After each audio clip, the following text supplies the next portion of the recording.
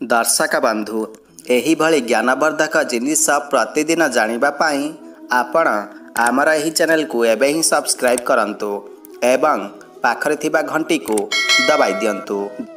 दर्शक बंधु शनि भगवान को न्यायर देवता बोली कुहा जाए। जदि शनिदेवंकर कौनसी राशिर जातक उपरे खराब नजर पड़ जाए तेबे सही राशिर मनीष निजर सबु समस्या को ही सजाड़े संपूर्ण जीवन कटि जाए। जदि शनिदेवंकर कृपा दृष्टि पड़ जाए तेबे सही मनीष बहुत कम परिश्रम रे निजर जीवन रे सबु प्रकारर सुखर प्राप्ति करि थाए।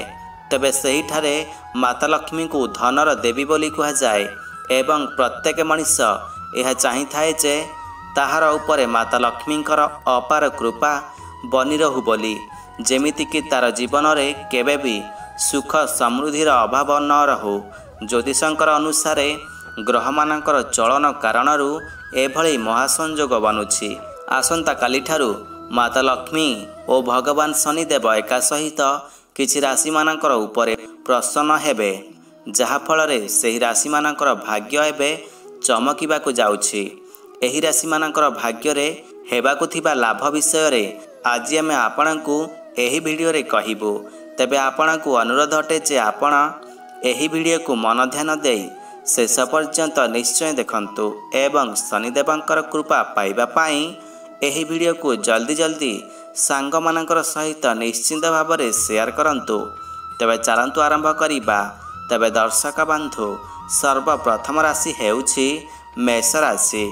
एही मेष राशिर व्यक्ति मानकर खराब समय एबे शेष होई सारिछि। एही राशिर व्यक्ति मानकर उपरे शनिदेव निजर कृपा दृष्टि रखिबे। एही राशिर व्यक्ति मानकु मान सम्मानर प्राप्ति हेब। आगामी समय रे आपणकु सफलता हासिल हेबार जोग मध्य बनुछि।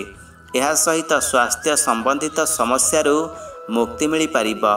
आपण माने निजर शत्रु मानकर उपरे विजय लाभ करिबे।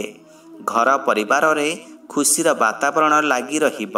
दर्शक बंधु आगामी राशिटी हेउछि कर्कट राशि। एही कर्कट राशिर व्यक्ति मानकर उपरे शनि महाराजंकर कृपा दृष्टि लगातार भाव में रहिब। आपण मानकर जीवन रे जहाँ सबु समस्या गुड़िक रहिथिला सही सबु समस्या गुड़िकर अंत घटिबाकु जाउछि। ज्योतिष शास्त्र अनुसार आपणकु आगामी भविष्यत रे भल लाभ प्राप्त हेब। आपणकु आपणकर किछि सांग बा बंधु मानक ठारू लाभ मिल पारे। गुरुजन मानकर संपूर्ण सहयोग आपणकु प्राप्त हेब। चाकरी करुथिबा लोक मानकु निजर चाकरी रे प्रमोशन हेबार संभावना अधिक रहिछि।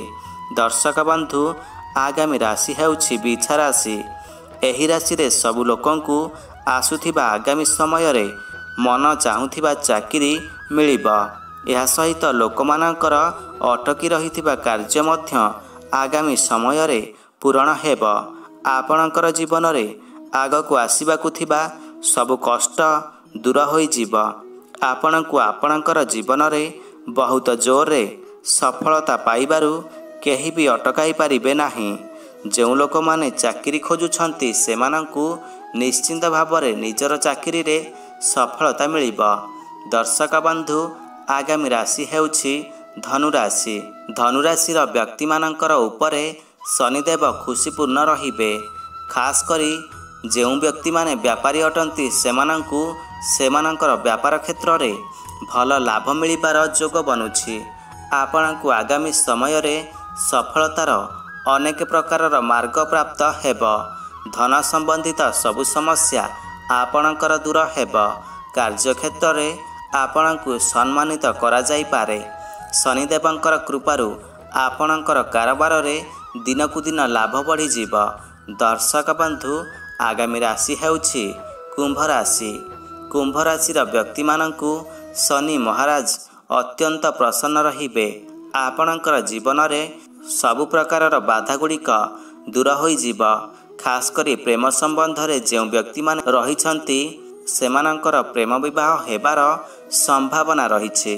आपणकर द्वारा करा जाइथिबा सबु चेष्टा बहुत जल्दी सफल हेब।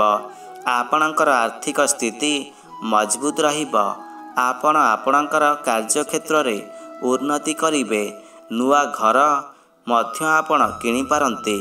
ଦର୍ଶକ ବନ୍ଧୁ, ଆଗାମୀ ରାଶିଟି ହେଉଛି ତୁଳା ରାଶି। ଏହି ରାଶିର ସବୁ ଲୋକମାନଙ୍କୁ କୌଣସି ନିବେଶରୁ ମଧ୍ୟ ଲାଭ ମିଳିବାର ସମ୍ପୂର୍ଣ୍ଣ ସମ୍ଭାବନା ରହିଛି। ଆପଣଙ୍କର ପରିବାରରେ ସୁଖ ଶାନ୍ତି ଲାଗି ରହିବ। ବହୁତ ଦିନରୁ ଅଟକି ରହିଥିବା ଧନ ବା ଟଙ୍କା ପଇସା ଏହି ଲୋକମାନଙ୍କୁ ଫେରି ମିଳିବାର ସମ୍ଭାବନା ରହିଛି। ବିଦ୍ୟାର୍ଥୀମାନଙ୍କର ପାଇଁ ଏହି ସମୟ ବହୁତ ଶୁଭ ସମୟ ସାବ୍ୟସ୍ତ ହେବ। ବହୁତ ଜଲ୍ଦି ଚାକିରି ମିଳିବାର ସମ୍ଭାବନା ରହିଛି। ଚାକିରି ମିଳିବା ମାତ୍ରେ ଆପଣଙ୍କର ପ୍ରତି ସମସ୍ତଙ୍କର ବ୍ୟବହାର ବଦଳିଯିବ। ତେବେ ଦର୍ଶକ ବନ୍ଧୁ, ଆପଣଙ୍କୁ ଅନୁରୋଧ ଅଟେ ଯେ ଆପଣ କମେଣ୍ଟ ବକ୍ସରେ ସଚ୍ଚା ହୃଦୟରୁ ଜୟ ଶନିଦେବ ବୋଲି ନିଶ୍ଚୟ ଲେଖନ୍ତୁ।